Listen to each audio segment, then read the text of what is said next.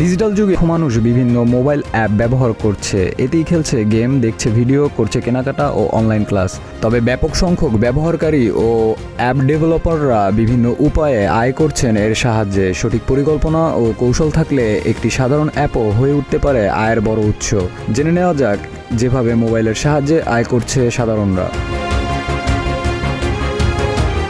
In app বিজ্ঞাপনের সাহায্যে আয় করা হচ্ছে সবচেয়ে সহজ ও জনপ্রিয় পদ্ধতি। যাতে অ্যাপ থেকে আয়ের সবচেয়ে প্রচলিত উপায় হলো বিজ্ঞাপন দেখানো, অর্থাৎ অ্যাপটি ফ্রি রাখা হয়, কিন্তু ব্যবহারকারীরা ব্যবহারের সময় বিভিন্ন ধরনের দেখতে পান বিজ্ঞাপন। এসব সাধারণত banner ad, full screen interstitial ad এবং রিওয়ার্ডেড ভিডিও অ্যাড বেশি ব্যবহৃত হয়। এক্ষেত্রে বিশ্বজুড়ে ডেভেলপাররা গুগল অ্যাডমোব ব্যবহার করে বিজ্ঞাপন যুক্ত করেন।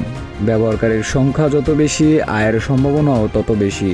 বিশেষ করে গেম, নিউজ বা এন্টারটেইনমেন্ট অ্যাপের জন্য মডেলটি কার্যকর। এক্ষেত্রে অতিরিক্ত অ্যাড অনেক সময় বিরক্তিরও কারণ হয়ে দাঁড়ায়।